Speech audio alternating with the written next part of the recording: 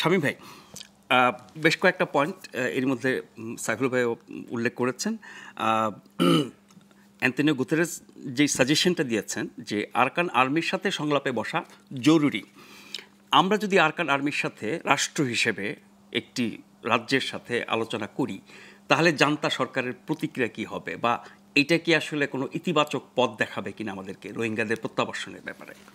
খুবই গুরুত্বপূর্ণ একটা প্রশ্ন করেছেন। ইন্টারন্যাশনাল লতে গভর্নমেন্টের রিকগনিশন একটা ব্যাপার আছে, মায়ানমার রাষ্ট্র হিসাবে রিকগনিশন। এখন গভর্নমেন্ট রিকগনিশন কোনটার আছে, জান্তা সরকার নাকি রাখাইন?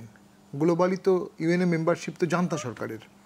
এইখানে একটা লিগ্যাল ইস্যু সামনে রাইজ করবে, বাট আমাদের জন্য আর অপশনটা আসলে কি আছে?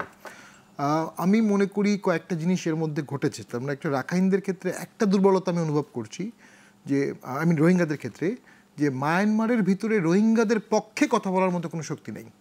রাখাইনদের একটা শক্তি আছে, আরও অনেকগুলো গোষ্ঠী আছে, কিন্তু রোহিঙ্গাদের গোষ্ঠী কোনটা, যারা খুব হুঙ্কার দিয়ে বলবে যে আমি এই জায়গায় থাকবো, মায়ানমারের এই অংশ আমাকে দিতে হবে, অথবা আমি মায়ানমারে থাকবো। পুরো জিনিসটা ইন্টারন্যাশনাল ল এবং মাল্টিলেটারিজমের উপর নির্ভর, এবং it is a complete failure of multilateralism so far এখন পর্যন্ত, কারণ আমরা প্রত্যাবর্তন করতে পারি নাই। আর ইউএনের অতীত যদি আমরা দেখি, লিগ অফ দ্য নেশনস কেন ফেল হলো? ইটালি যখন আবিসিনিয়া দখল করলো, সেখানে একটা কাউন্সিল বসলো, সে কাউন্সিলে সবাই উল্টোই আবিসিনিয়াকেই দোষ দিল যে ইটালি সুপার পাওয়ার, এখন ইটালিকে হস্টাইল করলে সেকেন্ড ওয়ার্ল্ড ওয়ার হবে। আবিসিনিয়াকে দোষ দিল, league of the nation fail করলো। পরবর্তীতে যখন ইটালিকে একটু স্যাংশন দিতে গেছে, Italy league of the Nations থেকে বের হয়ে গেছে।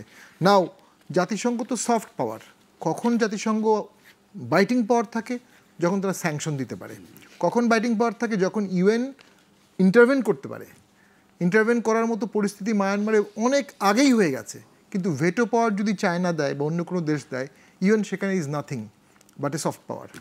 একাডেমিক ডিসকাশন ছাড়া ভেটো পাওয়ার থাকলে ইউএনের আর কিছুই করার নেই, এক্স্যাক্টলি কোথাও করতে পারছে না। নাও সেখানে আমাদের প্রবলেম হচ্ছে, বাংলাদেশ তো আর এটা এফোর্ড করতে পারবে না এতজন রোহিঙ্গাকে আরও বেশি দিন রাখার জন্য। সেখানে সলিউশন কি আছে?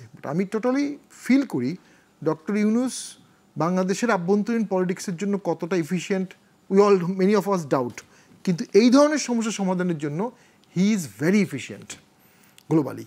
তো ওনাকে ইউজ করতে হবে, এবং ওনার মতো লোক থাকা অবস্থায় এটা যতটুকু সম্ভব আগানো যাবে, অন্য সময়টা আগানো যাবে না। তো এখন এটার জন্য সময় খুব কম। ওনাকে বিভিন্ন মেকানিজম ইউজ করে প্রয়োজনে চায়না যেতে হবে, প্রয়োজনে ইন্ডিয়া যেতে হবে, প্রয়োজনে রাশিয়া যেতে হবে, গিয়ে এই ইস্যুটাকে কনভিন্স করতে হবে। এটা একটা গ্লোবাল থ্রেট আমাদের জন্য এই জায়গাটা হয়ে গেছে। এবং সেখানে ডক্টর ইউনূস তার এক্সট্রাঅর্ডিনারি নেগোসিয়েশন স্কিল, তার পার্সোনাল ফ্রেন্ডশিপ, চায়নার বিভিন্ন ইউনিভার্সিটিতে তার অনেক সেন্টার আছে, তার নামে সেন্টার আছে, তার মডেলগুলো পড়ানো হয়, পৃথিবীর সব দেশেই পড়ানো হয়। ওনার ওই গুড অফিসটা ওনাকে ইউজ করতে হবে। কিন্তু ব্যক্তি ডক্টর ইউনূস কতটা সক্ষম হবেন এই সংকট মোকাবেলায়, যেখানে আন্তর্জাতিক বিশ্বের যে অবস্থান আগে ছিল তাই তো আছে, জাতিসংঘের যে কর্তৃত্ব ছিল তাই আছে, বরং পরিস্থিতি আরও খারাপ হয়েছে ফান্ডিং বন্ধ হয়ে যাওয়ার কারণে, ফান্ডিং কমে যাওয়ার কারণে। যদি চায়না ভেটো না দেয়, তাহলে ইভেনচুয়ালি ইউএন এখানে স্যাংশন দিতে পারবে এবং ইন্টারভেন করতে পারবে। ইন্টারভেন করে সেখানে কনফ্লিক্ট জোনে পিস কিপিং মিশন দিয়ে, সেই পিস কিপিং মিশনের আন্ডারে রোহিঙ্গারা সেখানে সেফলি থাকতে পারবে। মানে আগে মায়ানমার ঠিক করতে হবে, তারপরে আমরা এর। তো আমার মনে হয় প্রথম যেটা আমাদের দরকার, যেন ভেটো না দেয় কেউ। এক্স্যাক্টলি 71 সালেও কিন্তু এরকম একটা সিচুয়েশন ছিল, সেখানেও পাকিস্তান ট্রাই করেছে যেন ভেটো না হয়, কিন্তু রাশিয়ান ভেটোর কারণে বাংলাদেশে পিস কিপিং মিশন আসে নাই। রাশিয়া সেক্ষেত্রে একটা অসাধারণ ভূমিকা পালন করেছিল। কিন্তু এখন আমাদের দরকার পিস কিপিং মিশন যেন মায়ানমারে থাকে একটা প্রোটেক্টেড জোনে, এবং সেই জোনে আমাদের রাখাইনরা থাকতে, রোহিঙ্গারা থাকতে পারবে। আরেকটা ডক্টর ইউনূস স্যার বলেছিলেন যে তৃতীয় কোনো দেশের থেকে প্রত্যাবর্তন করা হবে। সো আরেকটা ইম্পর্টেন্ট আছে, নাগরিকত্ব সহ।